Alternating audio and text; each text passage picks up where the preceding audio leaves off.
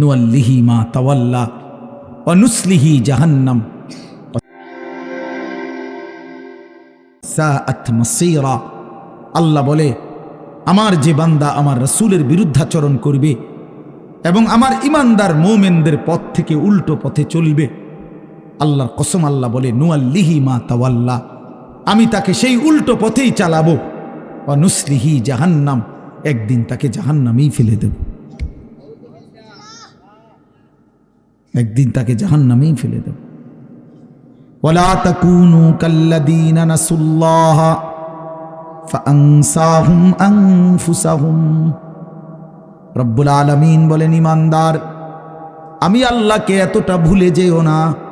বেশি দিন ভুলে গেলে আমি একদিন তোমাকে নিজের পরিচয় ভুলিয়ে দেব, আত্মপরিচয় ভুলে যাবা বান্দা, আর কোনোদিন মনে পড়বে না তুমি মুসলমান, আর কোনোদিন মনে পড়বে না তোমার কবর আছে, হাসর আছে, আখিরাত আছে, আর কোনোদিন পরকাল ভুলে দেব। ব্যস্ততম এই দুনিয়ায় কারাকারি কামড়াকামড়ি করতে করতে, দুনিয়া কারাকারি করতে করতে, দুনিয়ার নেশায় পড়ে থাকতে থাকতে একদিন কবরে পৌঁছায় দেব, আখিরাত ভুলায় দেব। আল্লাহাকুমুত তাকাসুর হাত্তা যুরতুমুল মাকাবির। আল্লাহ বলে, বান্দা, দুনিয়া বাড়ানোর নেশায় আখিরাত ভুলে গেলা, কিন্তু মনে রেখো এরই মাঝে একদিন কবরস্থানে পৌঁছে যাবা, ঠিকই একদিন কবরস্থানে চলে আসবা। কাল্লা সাউফা তা'লামুন, সেদিন কবরে আসলেই আমি আল্লাহ তোমাকে বুঝিয়ে দেব আমার প্রতিটা নাফরমানির শাস্তি। এজন্য প্রিয় বন্ধু, আমার মূল বক্তব্য এবার ইনসাফের সাথে বুঝেন। সবাই আলহামদুলিল্লাহ মনোযোগী হয়েছেন, আমরা কম হই কিন্তু মনোযোগী হইছি। এই যে আন্তরিকতা নিয়ে এখন শুনতেছেন, এবার একবার এতক্ষণের ধমকা ধমকি, মূল মাকসাদ, দোস্ত খোদার কসম, আমি কোনো কারোর সাথে ঝগড়া করে বসছি না। ঝগড়া করে বসছি ভাইয়া? এমন তো না যে কারোর সাথে আমার কাজ্জা ঝগড়া হয়েছে। এই এতগুলো ধমকের মাকসাদ তো ফিরাইতে চাই, তোমার বিবেক জাগাইতে চাই, ইমানদারের বিবেক জাগাইতে চাই। এই জন্য এতগুলো শক্ত কথা বললাম। অর্থ হইল দিলটা জাগুক, ইনসাফ আসুক, বিবেক আসুক, জাগুক। তো যদি আমরা বুঝি আমরা মুসলমান, আমরা মুমিন, তাইলে বাপ আমাদের জিন্দিগি আখেরাত, আমাদের জীবন দুনিয়া না। দুনিয়া আমাদেরকে অল্প সময়ের জন্য দেওয়া হয়েছে, মূলতই আমাদের যাবতীয় হাসি কান্না আনন্দ বেদনা, আমাদের জিন্দিগির যাবতীয় প্রস্তুতি খোদার কসম আখিরাতের জন্য, আখিরাতের জন্য। আমাদের সত্যিকার অর্থে আমরা একটা মিনিট, আমার শায়েখ আরিফ বিল্লাহ হাকিমুন নফস আল্লামা মুফতি মুশতাকুন নবী কাসিমি হুজুর আমার মাদ্রাসায় কয়দিন আগে বয়ান করছিলেন। 8ই ফেব্রুয়ারি আমি আমার মাদ্রাসায় কিশোর যুবক ছেলেদের জন্য আলাদা ইসলাহি মজলিসের আয়োজন করছিলাম বয়ানের। 16 বছর থেকে 30 বছর বয়সী, শুধু এই বয়সী ছেলেদের জন্য প্রায় 600 ছেলে উপস্থিত হয়েছিল।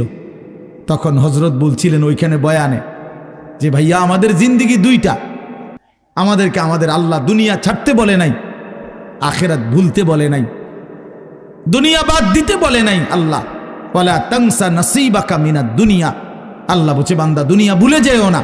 আমি বাজার, ব্যবসা, হাট ঘাট, চাকরি, ক্ষেত খামার, স্ত্রী, সন্তান, ঘর পরিবার, ঘুম, আহার, নিদ্রা, আমি কোনোটাই বাদ দিতে বলি নাই বান্দা, ছাড়তে বলি নাই।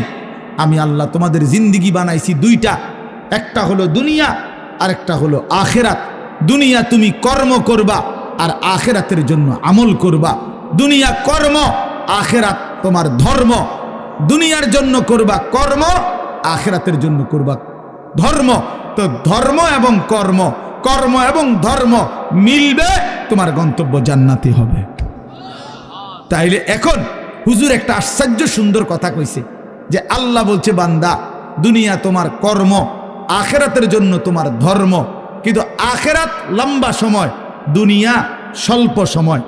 নবীজি সাল্লাল্লাহু আলাইহি সাল্লাম বলছেন, একটা সাগরের মধ্যে যদি কেউ নিজের আঙ্গুল সুবায়, ভিজায়, তো আঙ্গুলের অগ্রভাগে যেটুকু পানি, এইটুকুই হলো দুনিয়া, আর সাগরের বাকিটা পানি আখেরাত।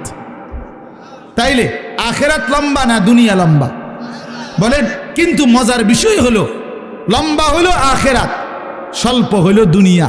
কিন্তু আল্লাহ তাআলা আমার হায়াত, আমার সময় স্বল্প দুনিয়ার জন্যই দিছেন বেশি, আর অনন্তকালের আখেরাতের জন্য আমল চাইছেন অল্প অল্প। সকাল 6টা বাজে 4 রাকাত ফজরের নামাজ, তাহলে 10 মিনিটের বিষয়।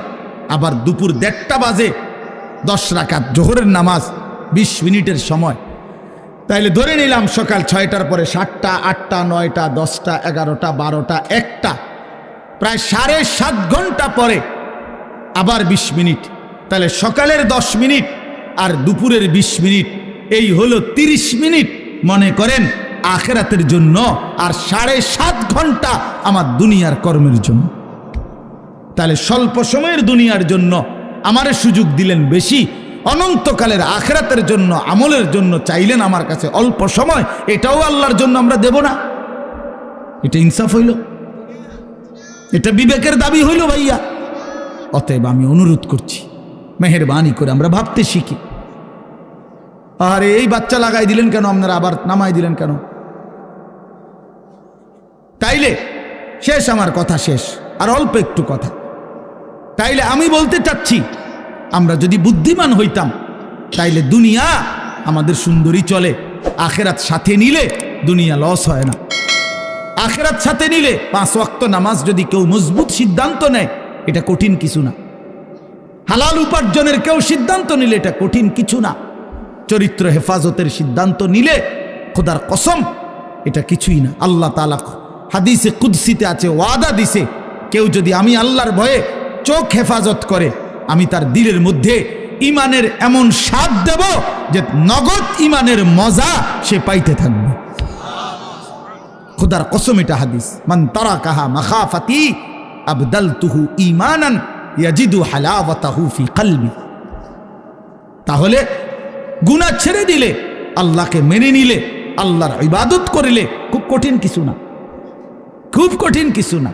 এই জন্য প্রিয় ভাই আমার, বাপ আমার, এই শেষ বেলায় আমি এই অনুরোধটাই করতে চাই, আমরা যদি বুঝি আখেরাত আমাদের জিন্দেগি, পরকালের জন্যই আমাদের প্রস্তুতি, তাইলে আমাদের প্রস্তুতির আখেরাত সাজাইবার সবচেয়ে সুন্দর সিজন, শ্রেষ্ঠতম মাস মাহে রমজান।